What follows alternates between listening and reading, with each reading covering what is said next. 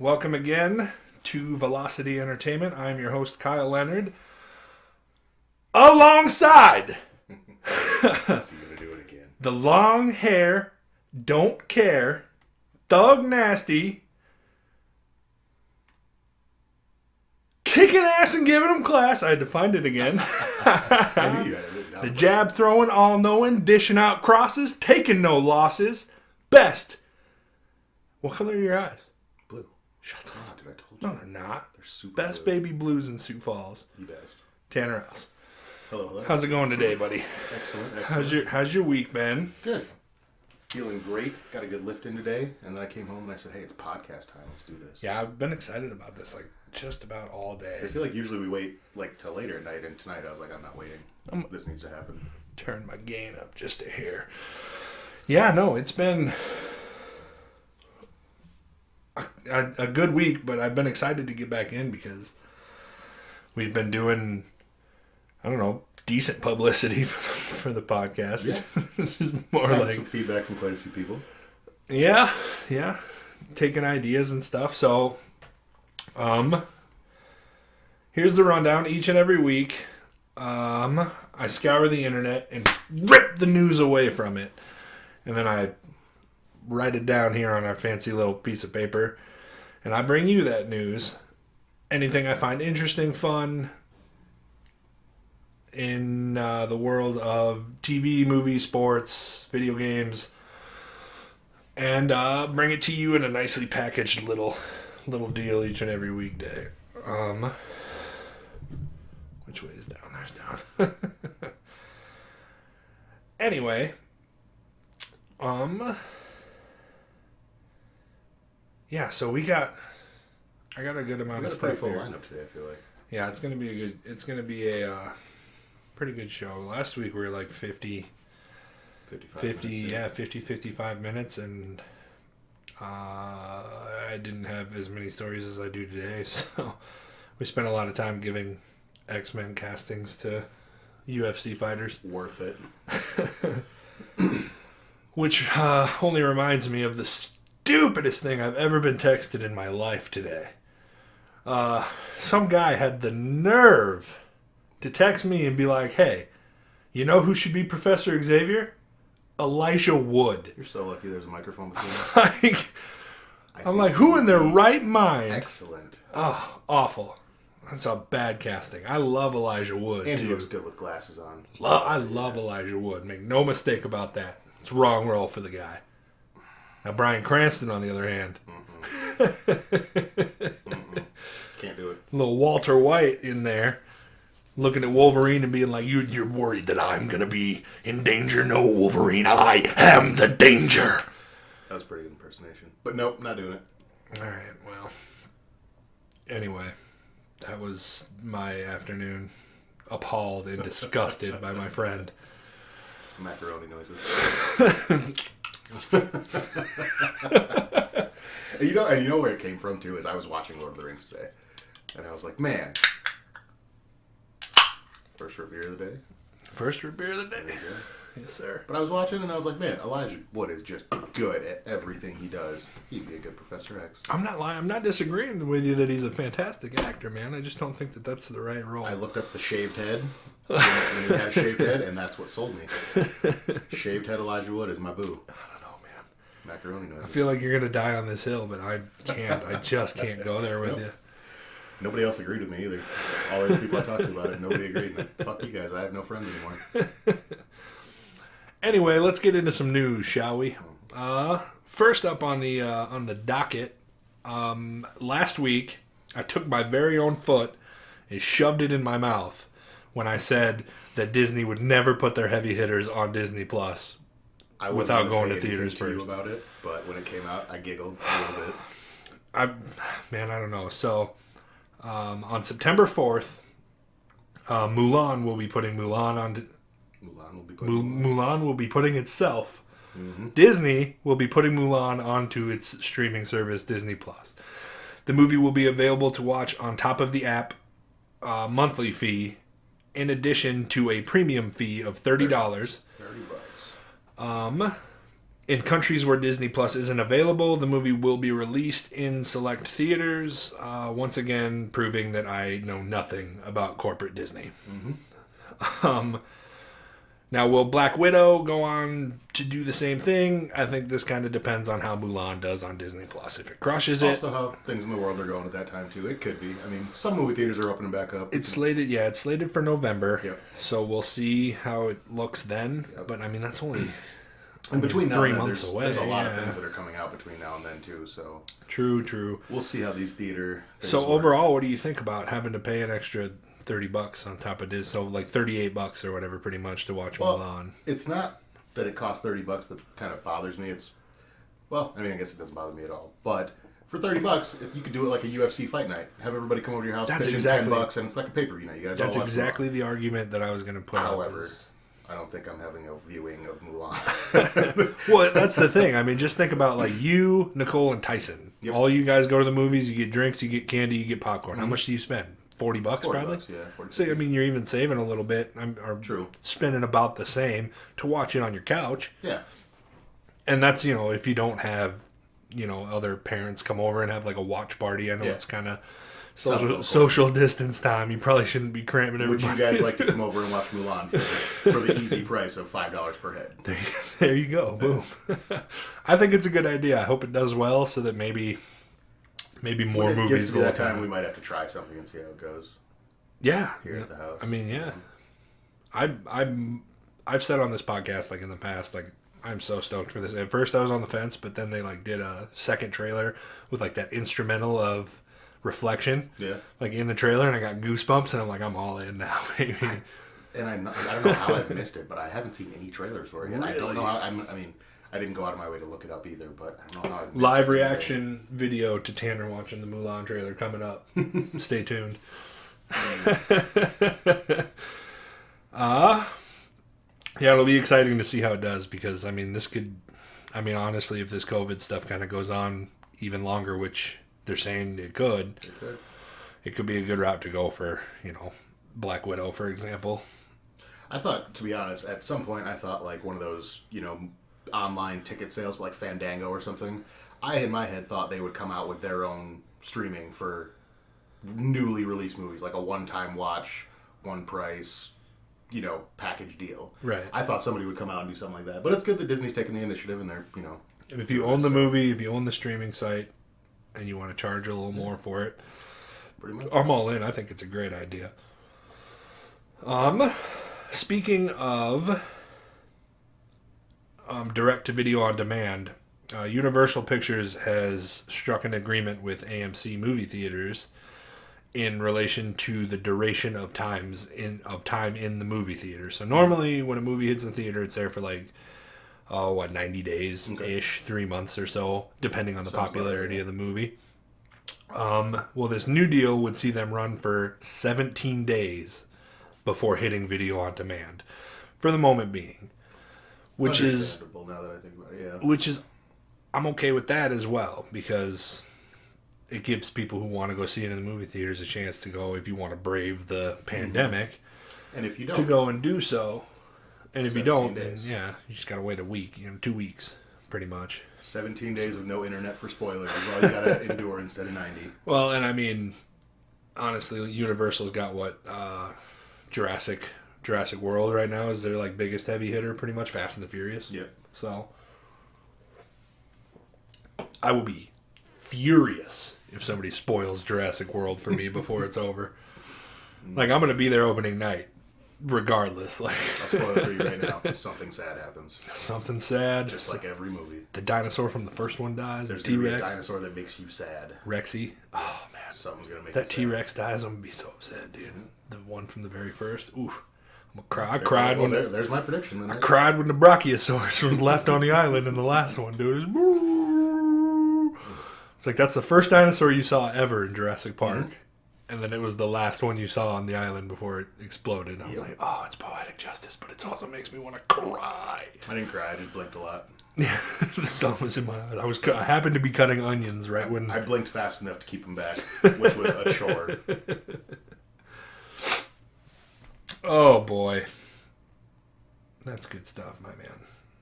And before we move on to anything else, on the subject of movie theaters, man, I am still surprised nobody has taken advantage of the idea of doing a drive-in movie theater in Sioux Falls. I think we talked about it a little last week, maybe, but still, We did for a moment, mind. yeah. Could have just been a great thing for everybody. It could have, man. Nobody wanted to take advantage of that. Yeah. And they still could. You could. But maybe it's... But still. Because there's only one nearby, so I mean, I guess you got to kind of set all that stuff up, find space Well, to there's do one it. in Laverne, one in Mitchell, but Right. still, it's a jaunt. It's a jaunt. So, Captain Marvel 2 seems to be getting a little bit better. The first one kind of had mixed reviews. I mean, it still sold $1 billion worth of movie tickets. So I mean, Who's the director for the second one now? So the director for the second one will be Nia DaCosta. Okay, I did hear something about Her rise in the industry came by way of her indie film Little Woods, starring Tessa Thompson. She was entering the world of drug trading in the movie to provide for her younger sister. that. Okay. Haven't seen it. Sounds like it would pull at the heartstrings a little. Heard great things, but here's the cool part: is that DaCosta is also the first black woman to ever direct a movie in the MCU. So, All right. Big shoes to fill. big shoes to fill, man. I mean, it's great. Honestly, I'm excited to see somebody else take a hold of Captain Marvel and kind of maybe see if they can add a little character, because I really liked the movie. A lot of people didn't. Yeah. So It'd be nice with a female director to see if we would get a little less the first explosion, bang, and a little more emotion and character development out of her. the first one had a female director too. Did it? Yeah, if I believe. Well, let me just do what you did earlier and put my foot in my mouth then. All right. Are you a big fan of the Boogeyman? Baba Yaga? Baba Yaga? I'm a Baba big fan Yaga. of Baba Yaga. Well, worry not. He'll be back for a fifth movie. A fourth and a fifth. Keanu Reeves will be returning as John Wick for a fifth movie, which will be filming at the same or back to back with the fourth one. So as soon as he's done with the fourth, he's moving in to film the fifth one. I'm just starting to wonder how much they can continue to impress me. At some point, it's going to end. And You've seen the third one, Yes. right? So all right, a little bit of spoilers. It kind of left, what's his name, shot him on the rooftop or whatever, and then Lawrence Fishburne kind of has him recuperating right now. So we'll be going into revenge on that dude. Oh yeah. Well, it's like in one movie he's got revenge with like a little bit, yeah. It just and moves then it up. moves up, and it's like now starts at some point it's going to be World War III, John Wick versus everybody. John Wick 10. It's everybody in the world versus him. Started with Theon Greyjoy, and then the Night King got him. So now he's moving on to Theon Greyjoy. My favorite part is when he's fighting them dudes in them stables. And he like slaps the horses or whatever, and like jumps up and like cracks that dude in the neck. There's no shortage of creativity in the fighting scenes. I will give them that. But like I said, at some point they're going to stop impressing me. I don't know if it's going to be John Wick 5 or 7 or 10. But at some point, I'm going to keep watching them though.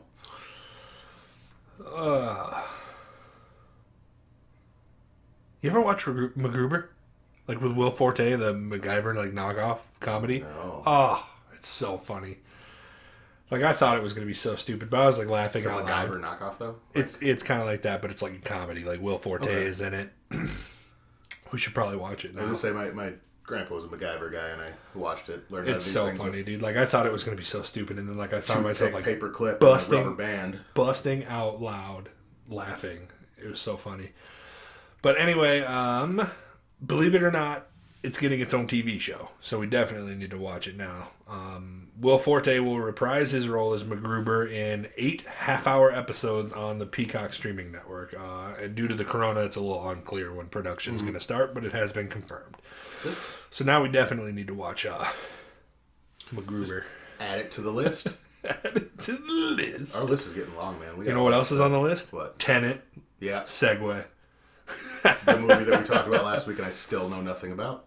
So Tenet will begin showing in theaters in almost 70 countries beginning on August 26th. However, because of the mess that is the United States, we don't get it until August or September 3rd. I seen that, yeah. And it'll only be in select theaters. Now, I don't promote pirating, but if everybody else is getting it, I might do my internet part and find some way to watch it. The owners of the movie have made it painfully clear that it will never go straight to a digital release. So, ouch. No Streamline. I hope your movie theater is one of the select ones that gets the movie. Yeah. And then moving on to, I think this is my last little story about movies. Tron 3 will be moving forward in production. Yes. So as we know, Tron 3 is like a sequel, reboot-ish-esque movie starring Jared Leto. And it has found its brand new director in Garth Davis. Okay. So here's my confusing part. So was the second Tron, it was Tron Legacy was the second one, right? I believe so. And for some reason I had it in my head that was a remake of the original. It's like his dad Was in the original. or whatever, okay. And then his son or whatever. See, I don't know why I thought. So it was a reboot, but it was also like it was like a soft reboot, I guess. Okay, and that's kind of, from what I understand, that's kind of what this is going to be doing as well. Okay, because when you said 3, I got thrown off, and I was like, I didn't know there was a second one after the first one, but now it makes. And who knows? Yeah. It could change. It's just Tron 3 for the news stories and stuff now, but it could change. Honestly, I'm just happy you said Jared Leto. I like Jared Leto, my man. Guy. He's my dude, man. 30 Seconds to Mars is awesome, and I had really, really liked his role in the movie Alexander. And Suicide Squad. Suicide Squad, whatever. Alexander, he was phenomenal. Not many guys can say they got to play Colin Farrell's gay lover in a movie, so he's got that feather in his cap. Hey, you're right. All right, let's move on to some TV stuff, shall we? Yeah. All right, so on November 20th, I'm actually pretty excited about this because I was a big fan as a kid. Backed by Steven Spielberg, a new season of The Animaniacs will premiere on Hulu. Their first rebooted sequel season, will be 13 episodes long, and the second season has already been greenlit for 2021. See, I get like a memory of it when you say the word Animaniacs, but I can't remember what all goes on in the show. I feel like I watched it, can't remember. They're doing like Maniac stuff, and it's all animated. So is it like it's pretty great? Like a name a character. Dot is the little girl, and then like Wacko, Yakko. Okay. I feel like we're moving somewhere in my head now. I'm remembering it a little bit. Yeah, dude. It's been a long time. I think it's Wacko and Yakko. I don't know. Yakko? I'm sure somebody will correct me. It's definitely Wacko. It's definitely Wacko. And then I think it's Yakko and Dot. But fair enough. Yeah, I think so. Somebody will correct me, or they won't. We'll find out. And then they'll change the name to that in the new show because they heard it on this podcast. That's exactly why they'll change it. You're welcome. So be on the lookout for that. On November 20th, Animaniacs. Watch it. I just found this, I just read this, just before I started the podcast. And I was like, what? Okay, I should probably put this in here. So, If you're a big fan of SpongeBob, he's like, where's this going? But you prefer to watch the show for the titular character's best friend, Patrick. I have great news for you. You had me at SpongeBob. You like me, Patrick. The Patrick Star Show has been confirmed. My goodness. The show will span 13 episodes in its first season and will feature a late-night talk show style with Patrick as the host. That is an eyebrow-raising thing to say. The show will center around Patrick and his family, and it will not feature too many characters from the original show. However, it will have cameos occasionally. Okay. See, in my head now, we're not running all over Bikini Bottom. We're in a talk show setting for the whole episode. Yeah, celebrities are already starting to record lines for cameos in the show and interviews, I'm assuming. That is really interesting. That's so weird, isn't it? Yeah. I don't know how weird. Because at first I was like, no SpongeBob, I might not check it out, but talk show Patrick, that's. Well, and SpongeBob's gonna show up occasionally. He doesn't have a choice. Yeah, he doesn't have a choice. No release date set for the show as of right now, nor and no word on where it'll appear, if it'll go straight to Nickelodeon or be on the CBS streaming network or whatever it is. Mm. But that's so interesting, man. I was like, what?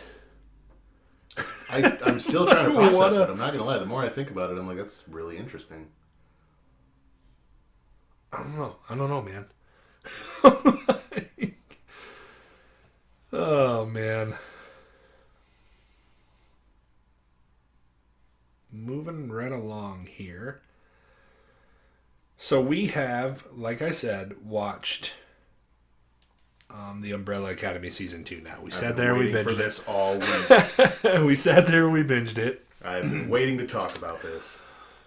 So we'll go through our thoughts after this story here. The songs in both seasons, superb, dude. Yes. Like beautifully choreographed, like fit absolutely perfectly. I would buy a season 1 soundtrack and a season 2 soundtrack. I was not let down. It's just more impressive, like how perfect the fight scenes go and coincide with the songs that they choose. The Backstreet Boys one really was just perfect. Yeah. Chef's kiss on the whole thing. Yeah. So there's a reason why those songs fit so well. And that is because showrunner Steve Blackman approaches these fight scenes in an opposite way as like a normal showrunner would, by picking the songs before even writing the fight scene. He hears a song in his head, and he imagines the fight scene as the song goes on. So in a quote from Blackman, he said, "I sometimes will be listening to a song, and then I imagine a scene. Very early on, I'm thinking I want to put this song over a fight scene, and I work it into the script, which is often backwards. A lot of people add music after the fact, and I work the opposite way a lot of times. It's organic. I've got a great music supervisor in Jen Malone, and we work together to pick a lot of songs, or he picks a lot of songs himself because I love doing it.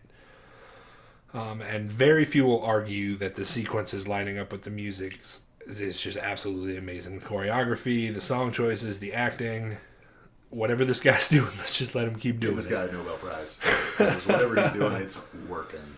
Because now that I know that, it makes it even more interesting because you think of the scene where the Backstreet Boys song is playing. So you think it started with him just jamming out one day. Listening to, and then the Backstreet Boys. Said, kind of fight. And you go through all the characters, basically. You see just about everybody during that scene. Just about, yeah. And so how do we get from A to B? I understand his thought process, but what a creative process to have, really. Yeah, so I just thought that was crazy interesting. I was like, wow, that's amazing. And that is a fantastic segue into your thoughts on the second season of The Umbrella Academy. We both finished it and rewatched the season finale, both probably at least twice. Mm-hmm. It's so good. Take it away, buddy. What do you think? I mean, I feel like I have to say spoiler alert for anybody who didn't watch it right away. From now on, we will be talking about spoilers from The Umbrella Academy Season 2 and 1, probably. So avert your ears if you haven't finished it yet. Yes, because we do not care about your feelings. Let's go. All right. Vanya. Okay. So. Has powers? Yeah, we know. Well, we might know. So a sweet little Vanya has incredible powers, A. B, the fact that she lost her memory and basically had to start over with knowing that she has powers, what she did when she took out all 500 of those agents, it just gets me going. But then, it backfires, obviously, because the other girl on the side steals the powers. That was so crazy, dude, to find another one that could do that, dude. It opens up a huge window of possibilities, because now we have, what is it? There was 7, then there was 6 after one passed away. And then, after Man, And then now there's a 7th one, obviously. So, but I mean, I know we go to a future timeline, but how many more are they going to introduce to us with different powers? Well, there were, what do they say, 43, 46? Mm-hmm. I knew it was going to happen eventually. No, they said there were 43 or 46 or whatever, and the dude only got 7. Yeah. So there's that many more that we know are out there somewhere. Yes. And apparently moving into the 3rd season, we're going to see, obviously Ben is back. Ben's but back. then probably Ben's, the leader of the Sparrow Academy. The Sparrow Academy. Yeah. And then we assume there's probably, 6 other kids. Mm-hmm. I don't know if, what's her name? The chick with the steal your powers power. Yeah. I forget what her name is now. I get Ben's back, and there's more. The kids in the background that you don't really see. And also, I forgot that I read this, but I didn't really pay attention the next time I watched it. There's a like floating spinning thing it's a person or a character. It's spinning in the background with the other kids that you don't get to see. So there's something else that's there that's going to be weird. When we come to see it. Okay. But it was mentioned Maybe it's like a brain. Yeah, it was mentioned in the... Or it could just be a flying goldfish at this point. I was going to say, there's a robot goldfish earlier in the season, so... So, when you think of that, that's... Yeah, I'm excited for new characters, but... I'm really excited for that. I'm like... The way I saw it is that they go back to the present timeline. True. And they haven't been selected by the old man anymore, Reginald Hargraves. Yeah. Because they met him in the past, so I'm assuming he was so disgusted by what they turned into that he's like, I'm going to pick 6 new kids and do it right this time. And here's what they could do and just piss everyone off, is if they go and they're like, oh, we don't like the Sparrow Academy and we don't like these kids, and then they all look at 5. Well, all right, let's go back again and try this all over. And then, that I don't think that'll happen, but still. Could you imagine? Oh, gosh. Back to 1963, somebody did something absolutely wrong. And to be honest, it was probably just that little family dinner they had with... Yeah, I was going to say, that's what I assume it was. He was just so unimpressed by all of them. It's like, oh man, I didn't care about raising these kids, so it's got a future. And I explained it this way, is because Ben was already, dead when they had the family dinner in 1963, so he never met Ben. That's why he selected him. Yep. Why is there a picture of Ben over the fireplace? Why is there a picture of Ben over the fireplace? I audibly gasp. It's like, is he alive? Right. He is. And then obviously they're gonna really, really have to go off of the Hargreaves being an alien thing next season, because we need some answers on that stuff. Oh, we do. We definitely need some answers. So it's like you said, they showed it to us in the first season. I completely forgot about it. I forgot it too. Right over my head that he left. You originally see him in 1800, and then he comes back again in 19... I think it's 89, or something like that the kids were all born on that day. And, so that makes him 100 and some years old, and we didn't... It just... Right over my head. Right over my head. I was like, wow, I had no idea he was an alien. And then you find out he's an alien, yeah. Yes, I did. It showed it to me in the first season. Gosh,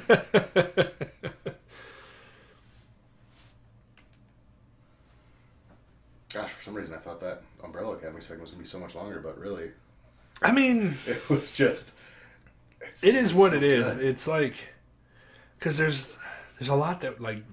We don't know. We can go off our theories. We can go through episode by episode and talk about how the family dynamic is on point in this season, and it makes it so amazing. And I think the defining moment for I won't say the season, because some of the other stuff that happened in that season was just ridiculous. But when Vanya walks out, gets in the car, it's like, I'm going back to the farm, and nobody's going with her, and they're like, yeah, we're not doing this, and then they all slowly get in the car. That was a big character moment. We're a family, yay! Everybody's happy again. That was a big moment. I wanted to talk about that one because I kind of choked up a little bit. It was real happy. Well, you got to think about it. It took Ben dying for them to finally come together. Basically, I guess nobody really knew how, because they don't all get to talk to him. We can probably probably assume, but but as soon as he's gone, it's like boom, we're a big happy family now. I loved that moment where she was like, Ben told me to tell you that he was afraid to go to the light. You didn't talk him out of it. Yeah. And he was like, oh, I'm getting chills talking about it right now. And he was just like that big sigh of relief. And he's like, I always thought it was my fault. Yeah. I was like, oh, well, it's so good that they started that episode with, Ben, let's go pee in Dad's gas tank. Inseparable ever since. And then too, when that was a beautiful moment. When Luther hops in the back seat, the car just anybody makes a fat joke and I'm out of here. Yep. It was just such a human... I said it right before. I was like, well, where's Luther going to sit? And then all of a sudden, car drops down. It was just such a beautiful, the whole scene. And to see, that Klaus character, have, an actual human moment instead of just always being, It was also... it was, one of the first times you got to see number 5 be nice and not condescending. And, he was like, we're a family. I'll get he always loved his family, from the beginning. So you could have... But it was nice to actually see it come to fruition. Yeah, sometimes he's a little mean. You owe me one, sis. Yeah. That's just a great moment. And also, my second favorite moment in the entire season is when 5 is fighting 5 and they keep hitting Luther in the nuts. And then they just pan around him as he's like, oh, as they're like teleporting around fighting each other. One of my favorite sequences in the entire show. I love it too because it was funny to me that I think it was during the scene with the Swedes when they were fighting in the hallway, and like he would teleport behind somebody, and they were like, "We know your game. If you're in front of me when you teleport, you're gonna be." So they turn around and just swing bang at him one. And I'm like, so 5 against 5, you know all your moves. So the fact that it ended up being such a good fight scene was. I was gonna say, it seems like the only person that could make a difference would be Luther. So you just keep hitting him in the nuts. Yeah. Boom. I'm 14 days older, but that does not make a difference in that fight, really. And then like even the Swedes, like good bad guys, man. Like true. Like when like killing is It did. I mean, I guess it was part of their their character group thing, but they didn't talk like at all. Like even when you had like all 3 of them not in a fight and they were just like at their room and they were all kind of walking around their house, right? Silence. Like I still think that says a lot to like the characters, the way they're written and the way they're acted, because I still cared when the dude was like crying as he was choking his brother. Yeah. And I was like, oh man, when he was about to chop his hand off, I was like, oh boy, this guy really cares about his family. Serious, dude. Yeah, so it says a lot about those guys' acting abilities and the way that those characters were written. Eye for to have eye. Bad guys, Ooga for Ooga. Ooga for Ooga. So the way that they cannot say anything. It's like Will Smith acting by himself in I Am Legend, Yeah. Like he can talk, but there's nobody to bounce off of. A little comparison you can do there is 5 in his mannequins. Yeah. I forgot about that. What did they say? Like, what he said? He's like, we're all up when the only normal relationship we had is 5 in that fucking mannequin. Like, oh god. Oh man. And Will Smith, if you're real, you need to tell me if right you're now. Real, you need to tell me right now. Oh man, that was he acted real good in that movie too. Yeah, I think. What is next? I'm going to jump into some video games next because I think that's all I got for TV shows too. So perfect. We'll wrap up with some sports and whatnots. So a little bit, yeah. I know we got some MMA things to talk about later. If you own a PlayStation 4 or an Xbox One. Oh yeah, the digital thing. I forgot about that. Yeah, that too. Yeah. We'll get into that. Yep. And you enjoy the games such as Doom Eternal and The Elder Scrolls Online. Doom Eternal was released back in March. Okay. For those of us who don't remember that episode of the podcast because you didn't watch it. Mm-hmm. You'll be happy to know that Bethesda is offering free upgrades to the PlayStation 5 and Xbox Series X counterparts of those games. They've also stated that they're committing to delivering free upgrades for any existing titles moving forward into the next generation. However, no new Bethesda games have been announced for next-gen consoles as of yet. I mean, we can all assume Elder Scrolls 6 and Fallout 5 and whatever that... they're all coming. They're coming. And obviously they're going to be on next-gen consoles, but nothing's been announced yet. So that's very cool. A little peace of mind. Hopefully more developers will follow suit and just allow you to free upgrade. I know a lot have already stated that they have. They have plans to do so. Mm-hmm. But hearing it in confirmation is nice. True. So, moving on to the next story. One of oh, Bubba. One of some fans' like favorite features of old basketball games would be like backyard style gameplay. Mm-hmm. So in Madden 21's new game mode, they will pay homage to such things in a game mode called The Yard.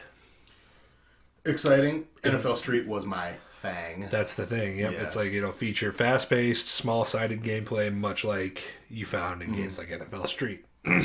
However, if they do that and they don't let me jump off walls to jump over people, then they really messed up.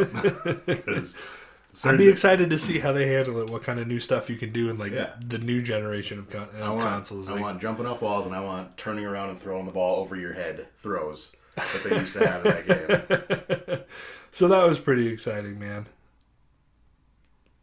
And what? I said, I gotcha. And if you were worried about playing this new NFL Madden 21's The Yard mode, on the new consoles because you're like, I don't really have the money to afford a new console.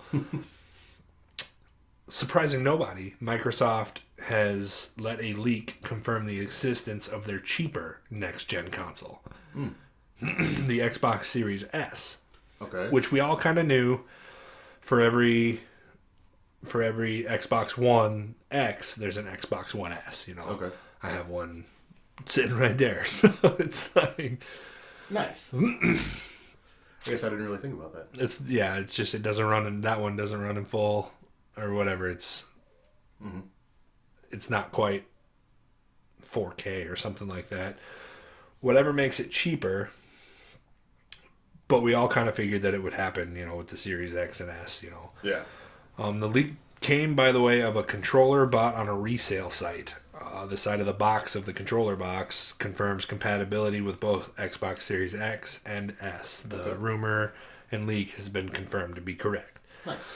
So now we just wait on official announcement for... that, which I assume will come with whatever Microsoft ends up doing for their like E3 special, like the PlayStation did for their 5 reveal. Okay. So that'll be cool. It'll be a cheaper option for those of you who, you know, want an Xbox but don't really need the best, top quality, highest tier. You know, if you're just going to be playing some, you know, Fortnite or whatever it be in the future. You don't need the new. Right, if you're not going to be streaming every single day of your life, then there's not really much reason to... Pretty much. I have spent the last month, 2 months, month and a half, playing Ghost of Tsushima, and then just before that, The Last of Us Part 2. The Last of Us Part 2, ironically, is the next story.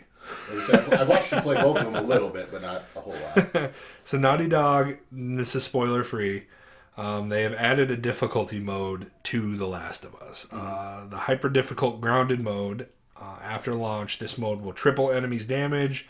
It'll remove listen mode, that's that little helpful tool that helps you track nearby enemies.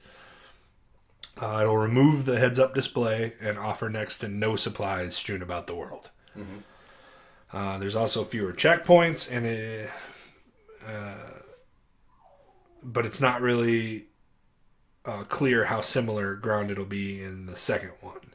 So that was all in the first, but the grounded mode is coming to the second. We'll get more details on that here soon, I assume. But if you manage to beat The Last of Us Part 2 on this setting, you'll earn the trophy Dig 2 Graves, which is probably, you know, just bragging rights for... beating the next to impossible game mode. So you're kind of a trophy guy. I've never really been a trophy guy. Yeah, I know you went through and got all your platinum ones on Spyro, but I usually just something like it'll pop up on the screen. Oh, you earned this trophy. I'm like, okay, whatever. Yeah, I'm a little bit of a Sony pony when it comes to trophies. I kind of like hunting them. Can't believe I'm not too far away. Yourself a Sony pony. I'm a big Sony pony, dude. Never Big heard time. That term used before, but it's big time. It's a pretty popular term. Okay, Sony pony. Heard that. Moving right along here, in about 2 weeks, we can prepare for the official announcement of a Suicide Squad game from developers Rocksteady. Rocksteady is known pretty heavily for their Batman Arkham series, Arkham Asylum series games. The company tweeted out an image of the soon-to-be announced game depicting crosshairs pointed at the back of Superman's head. The tweet had sported the words "target locked" and stated that more will be shared on August 22nd. Is this really what people want? Because so many fans are kind of hoping for another Batman game to add to the Arkham series. So now we're kind of wondering if that's still to come, or if it's this is being replacing it. Yeah. So this is gonna be a Suicide Squad game, but they're gonna have them going after Superman. I think it might just be. That's just the image. I mean, I guess Superman could be the bad guy. I was gonna say it seemed like that's. Or it could just be an image to kind of show that, you know, these are not the good guys. We're the bad guys. We're the bad guys, remember? Yep.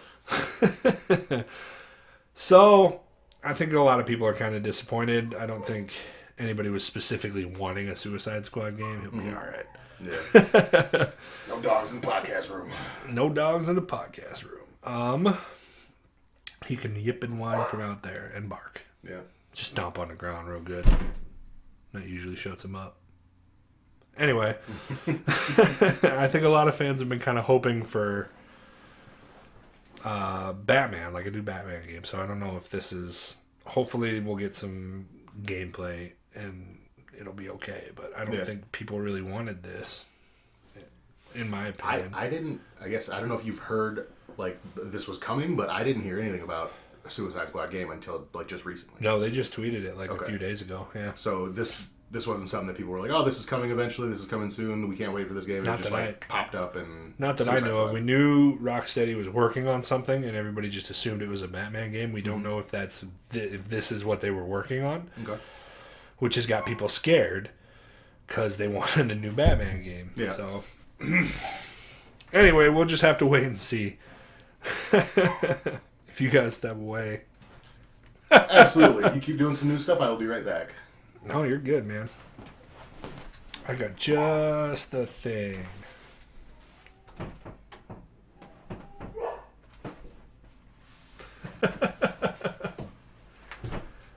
Oh, dogs. So,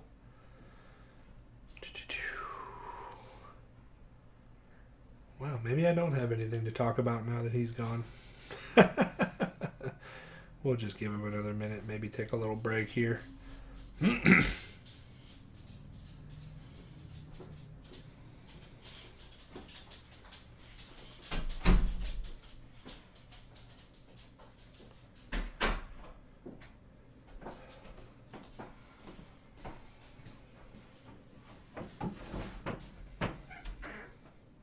We'll just cut away and edit this little part out.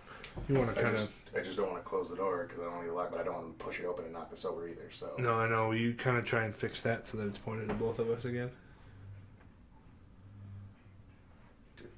Cool. All right. So we took a little break there so Tanner could go and powder his vagina. I don't know. So one more little video game tidbit I got here is some Cyberpunk 77 stuff. CD Projekt Red has had its fair share of delays. Over and over, it seems like the game gets close and then it gets pushed away. Mm-hmm. They have now promised that it will be released in November. Okay. A lot of people really, really hoping for that. So... They're sweetening the deal this time with a tease of 3 new backstories for your character to take on. These 3 backstories include, what is it? The Street Kid, the Nomad, and the Corpo. And I'm pretty sure I'm saying that right. Mm-hmm.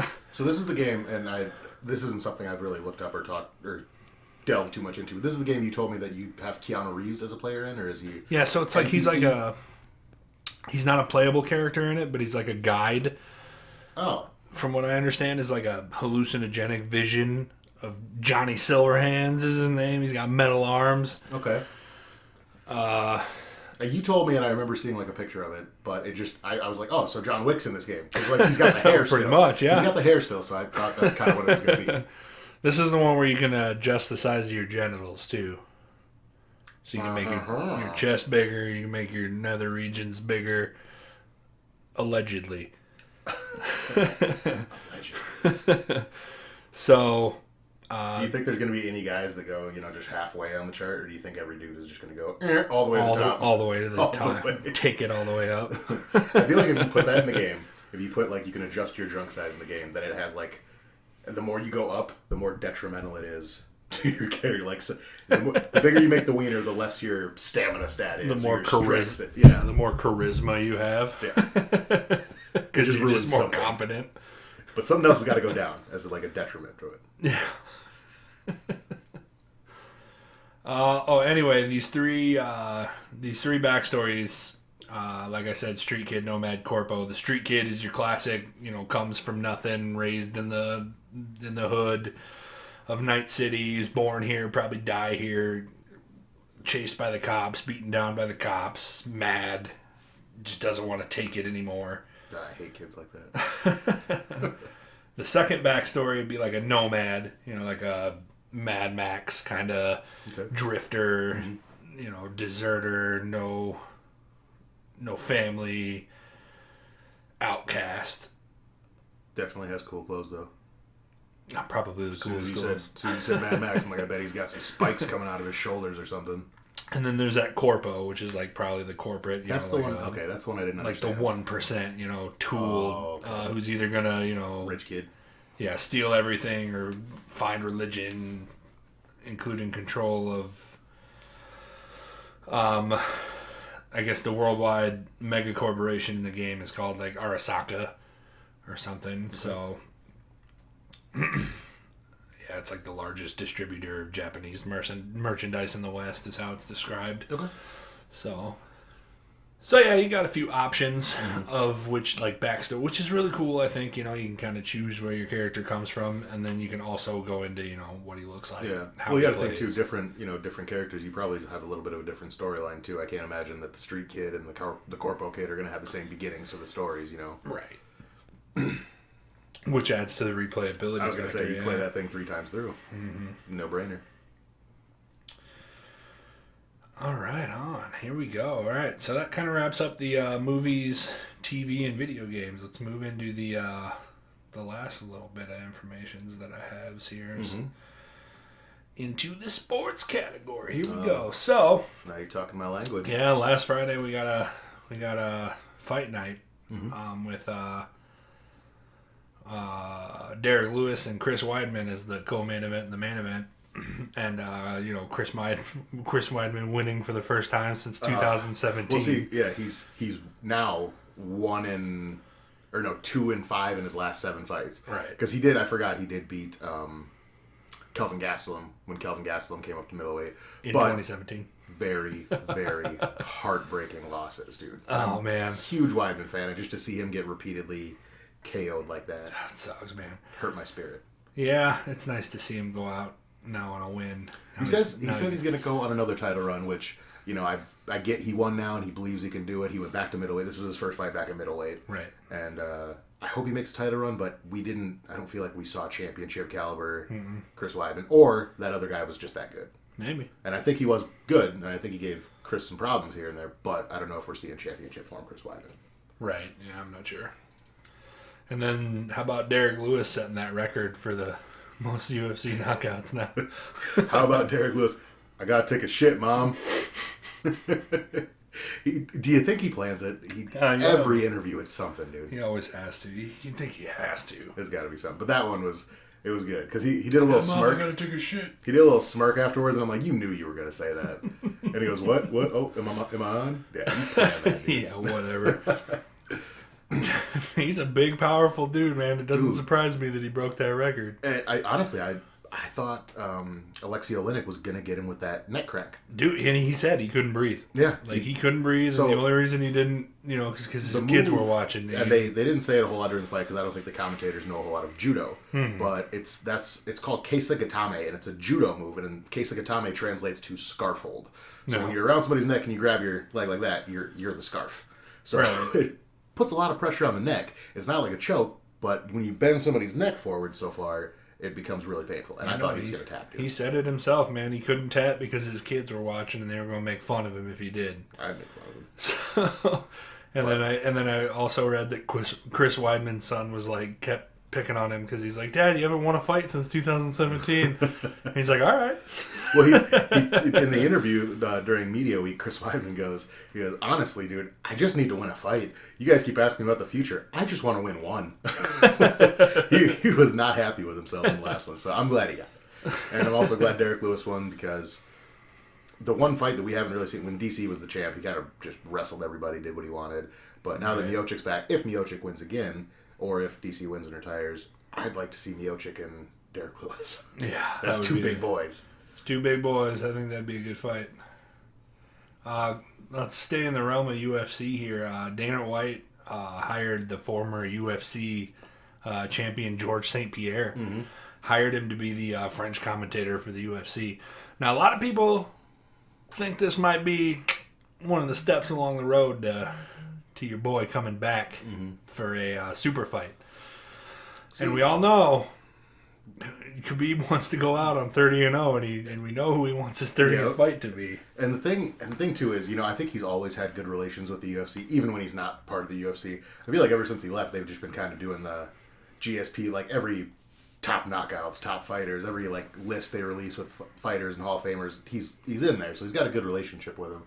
But I don't know if we're going to drag him back out of retirement. Does he come back out of retirement for that? That's the question. Because he did say in a quote last week when they were talking about it, I feel like I'm in prison when I'm getting ready for a fight. I'm away from everybody, and it's like 8 to 12 weeks of just being in prison, and I hate it, and I don't want to put myself through it. Yeah. Is it worth it to come back for, just to... But the money that they would offer him for that fight. Yeah, it would be a GSP super fight would be probably one of the higher paydays that the UFC's ever done, right up there with Conor Khabib and Conor Eddie Alvarez. Yeah. Oof. That'd be a expensive fight. We'll have to keep our eye on that because that would be that would be pretty slick, dude. I threw in here a couple more UFC announcements. One that Roman Bogotov's contract was eliminated after one fight. He fought a few weeks ago and landed like multiple illegal strikes, like 3 or 4 illegal strikes. Dirty fighter, dude, because I understand things happen. I headbutted somebody in a fight, and I admit it. Right. And I got a point taken away, but it's 3 times? 3 times in a fight, man? I think 4. Was it 4? 3 or 4, it said. Because I think I read, or I think if I remember, it was like 2 groin strikes with a knee, and then 1 knee to the head of a grounded opponent. Yeah. Which, even if it was 4, 3 is more than ridiculous. It's ridiculous.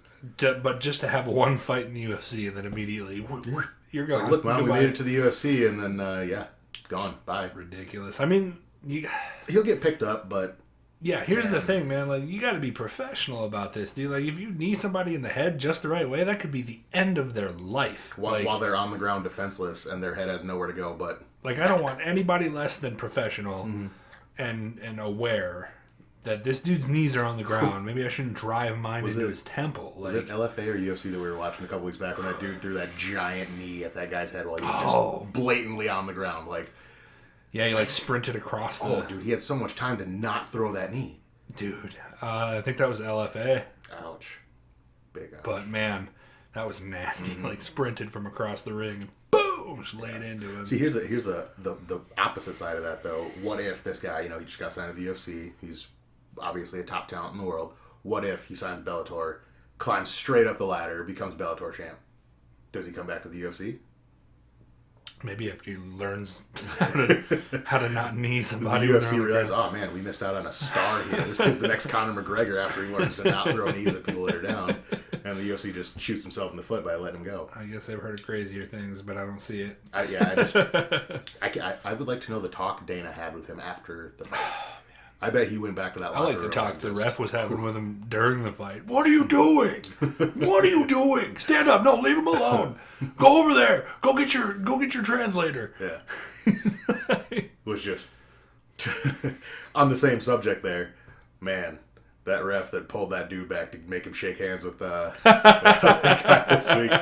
On Bellator? Oh, if you didn't see the fight, Bellator happened. Guy won the fight, unanimous decision. The other guy had thought he would won. And he's all mad, and he tries to walk out of the cage after basically saying F you to the other guy. And the ref grabs him by the wrist and walks him back across the cage. You touch hands, that's what men do. And all the memes came out as like, when your mom makes you apologize to your big brother. Oh, that was so funny, that guy. And then he's just rubbing me the wrong way in his interviews and stuff. Like, just take the loss. You take the loss with respect and move on to the next one, man. You lost. If you're a wrestler and your game plan is to take somebody down and hold them down for 3 rounds, and you successfully take them down pretty much once in every round, but you do nothing, and the dude gets right back up and keeps beating on you, or he's throwing up submission attempts while you go to the ground so you're not hitting him, you lost that fight. Your takedowns mean nothing anymore. So for him, with his hand up there, like, what? I got messed over, the terrible judging. No, dude, you lost. You lost. There should be, like, weren't we talking about it the other night? Having, like, a new category. Yeah. For damage. Like, damage. Yeah. Like ground damage, striking damage. So it says aggression, cage control, effective striking and grappling is, I think, the unified rules is what they say. But I think one of them should be striking damage, ground damage. You go by that, because if somebody's landing 50 jabs in a fight, but they're doing nothing but bopping you in the forehead, and you land 2 right hooks and sit them down 2 times, I feel like you should probably get. I feel like get some points for that. Yeah, I feel like you did all right. You know, hit a guy once and rip his face open. Yeah, and he can't fight anymore. Like if you're peppering me with jabs and it looks real cool to the judges, that's fine. But if I whop you one time and you sit down and make it through the round, I'm sorry, that's my round, dude. You don't get it like that. Yeah. Something, man. Some sort of damage. I think for a while calculator. Now, we've realized that we need a different kind of scoring system because the judging has just been horrendous. Oh, man. Well, we watched a fight last week where 2 judges had it 30-27 and the other judge had it 30-27 for the other guy. And I just don't understand how you can have that different flip side for judging. Yeah, split it quite so bad like that. Ridiculous. Blows my mind. Ridiculous. Hopefully we'll see some splitting on September 19th because I don't know what you're going to be doing, but I'm going to watch Colby Covington versus Tyrone Woodley. I hope we get confirmed old Tyron Woodley back, because old Tyron Woodley was good. He threw lots of bombs. It seemed like the newer Woodley was like, I kind of want to wrestle here and there, and I'm not really as... Yeah, I really, really hated that fight with Usman for the title fight. I was excited for that fight just because I wanted to see Woodley get out-wrestled. Woodley prides himself like, I trained with Ben Askren, so I'm a great wrestler, and nobody's going to out-wrestle me. And I told everybody, I was like, Usman is going to be a nightmare for him because he's not going to be able to wrestle Usman. Usman's going to walk him down, and he did. Right. So I hope we get Woodley from the old days back. Like Strikeforce Woodley when he was throwing overhands and knocking people down with body shots. That's the Woodley I would like to see against Covington. Yeah, that would be nice to see. Nice, exciting fight. Honestly, like the blows that Kamaru Usman and Colby Covington were throwing at each other in their fight was exciting. Oh, gosh, I can't believe how standing banging that fight was. Like, I hate Covington, and I'll get that out of the way. I do not like him. I don't like the way he talks. I don't like that he was respectful after he lost the fight, and then 2 days later turned around, put on his Make America Great hat again, and started talking crap. But what I will give him is he fought for 2 rounds with a broken jaw. That's tough. Yeah. That's toughness. Nobody said he wasn't tough. Yeah, I can't take that away from him, dude. I mean, I've never had my jaw broken, but I can imagine having it broke and then getting hit in it repeatedly does not feel good. No, dude, it can't. Especially by a scary guy like Usman. Big old scary Usman. Right.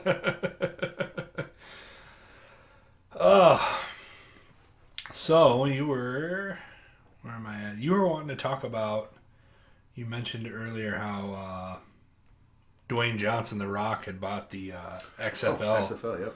Yeah. So this is the 3rd stint of the XFL. Right. First time didn't work out. Second time it looked like it was going good, and Corona happened, and they basically were like, we got to just take this loss. That was failing. Yep. I mean, it started out great, and I like they had rule changes. There's certain things like on kickoffs, the kickoff doesn't start when the ball's kicked. It starts when the person catches it. Right. And that's cool because it gives you, I mean, when you got guys running from this side of the field to this side of the field and colliding at full speed, that's when people get hurt. And they've made a lot of NFL rule changes, but I like the XFL's way of doing it better. I think it takes care of the players. But Dwayne The Rock Johnson, his media group, bought it. And $15 million. They split it. Which is $7.5 million. Yeah, $7.5 million a piece. That is a steal. And they said that they are going to make it a reality powerhouse for TV. So they're going to have football games. It's going to be a regular football season. Things will go as planned like that, and they're going to do that. But I think there's going to be more cameras, sidelines, locker rooms, things like that, and during training camp, because they said they wanted to make it kind of a reality show and follow the players and the things the players go through and the drama in their lives as they lead up to the games and things like that. So I think they might have something here. I'm thinking kind of the movie Any Given Sunday. I think they're trying to go something like that, which I'm all for if it turns out the right way. And if anybody can do it, it's The Rock. Yeah. So the man can do anything. Apparently, everything he touches ends up being gold. I feel like this. I know a lot of people are making like Ballers jokes, like this HBO show Ballers, right? But no, because that's pretty much what he does. He's trying to bring. He played the role long enough. Now he's buying his own football team. League. Oh, football league. That's Commissioner Rock to you. That's Commissioner Rock. That's not just a rock. It's not the rock. It's a boulder. He's a Commissioner Boulder. And then the whole reason he bought it is because he wants to play football again. He's like, I own the league. You got to let me play now. Yeah. Can't tell him no now. Yeah. Sometimes I forget because he's such a good actor and a WWE guy that he really played for the Miami Hurricanes and he was a beast. He was a monster, dude. Yeah. He was a good football player. Right. Oh, it's exciting, man. We'll have to see. did like that, and I also like Keep that talking about they it. do spring games instead of the rest of the NFL season. So it's kind of like when NFL's off, we got something else football related to kind of watch. So Right, that'll be right. nice too. Heck yeah. That'll be exciting. I'm sure we'll get more news and stuff to talk about it as the COVID kind of fades away, hopefully fades away, and Dang everything. COVID. All things go good and considered, kind of get back to normal. Mm-hmm. That would be kind of nice to see. So let's end it. Let's end it where we should, man. Mike Tyson, baby. Mike Tyson versus Roy Jones Jr. And by the way, if you haven't heard yet, it was supposed to be, I believe, September 18th. 12th. 12th? September 12th. It did get pushed back to October or November. I can't November 28th. November 28th. Okay. Good. Good for Roy Jones Jr. More than He anybody. needs more training. That's what they said they pushed it back for, is more time to train. Well, see, here's the thing: is if they just fought tomorrow, I think Tyson just wins. Yeah. For his age, he did say in his last fight, I think 2005 when he lost, he said, "I don't have the killer instinct anymore. I don't have the fire. I don't want to do this." But I think it's back. I think he hangs out at all these UFC events with Dana White and sees all these guys fighting, and they're all taking pictures with him and asking him, "Come to my training camp." And I think he's got the fire again. I saw him hitting pads, and I was like, he's going to take somebody's head off. Yeah. And Roy Jones Jr. is my guy. He was my favorite growing up, but I think he's going to get smacked.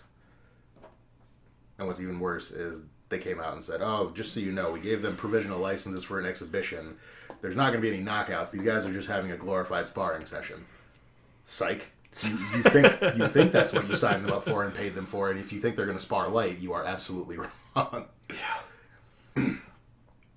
I just hope they don't make him wear headgear. I didn't catch that part of the contract. I don't know. I don't remember reading it. But either. if they did, I still think Tyson wins. Yeah. Man, what a time to be alive. What a time to be alive. Man. Well, see, I thought, when James Lights Out Tony retired from boxing and then went over to the UFC, I was like, oh, this is a great time to be alive. Boxing has never been cooler. And then, Randy Couture takes him down in 12 seconds, submits him in a minute. And I'm like, all right, well, there goes that. But yeah, getting some of your old, good boxing heroes back and getting them in the ring, that's exciting. Yeah, no, it's a weird time. I never thought I'd be able to see, I was counting down the days till next month, and then they moved it back. But I'm okay with them moving it back. Some more hype, some more lead up, some more interviews. I'm okay with it. Yeah, hype it up a little bit. Let's A little build more this marketing. Let's build this fight up because it deserves it. Another thing. Undercard. Is it Jake Paul or Logan Paul? It's the little brother. The younger of the brothers. I fighting. don't know. I don't care. I don't like him. I don't like him either, man, but the one of them won. Well, I mean, one brother lost, so I was like, you suck. Even a broken clock is right twice a day. He put a hurting on that kid, though. I was impressed. Yeah, they took it. I was watching some of their training camp. Those, for as much money as they have, they put money into their camp. They got serious boxing trainers, serious camps, serious diets, serious sparring partners that they brought in. They took it pretty serious, and I'd like to see if one of them can actually do something. Make them box each other. Oh, you're on. Watch. The guy pulls out next week. I'll fight my brother. And they sign the contract that day.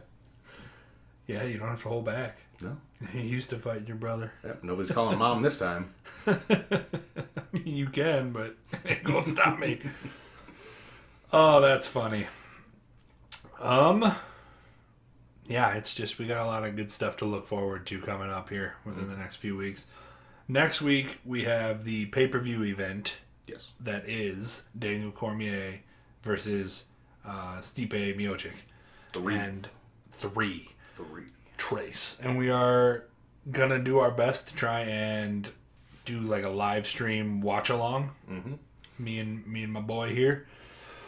Maybe throw our hats into the commentating ring a little bit and kind of get our views and how we feel. See live reactions. Maybe just do the main card so that it's not like a 6-hour live stream reaction. Quite possibly featuring a third co-host that might cry a little bit, and that's my son Tyson. I'm sure he'll pop his head in. That's my son Tyson. I'm sure he'll pop his head in and make some comments on the guys fighting. So probably won't be any good comments.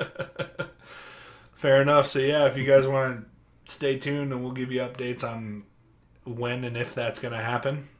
Working on it. And other than that, we are officially on YouTube now. You can He's giving me the death stare because he knows where I'm going.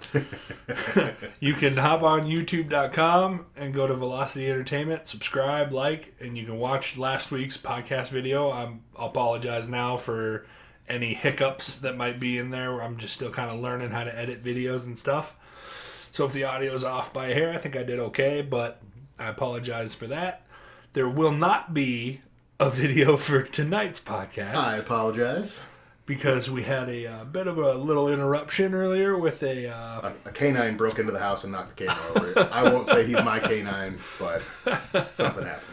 So this will be an audio-only podcast this week. I will still upload it to YouTube with probably just a thumbnail so that you can still listen if that's your preferred way. Put a picture of Klaus as the cover from Umbrella Academy. There we go. We'll be with you in spirit. Yeah. There you go. Just have it be R.I.P. Ben. R.I.P. For the whole clip.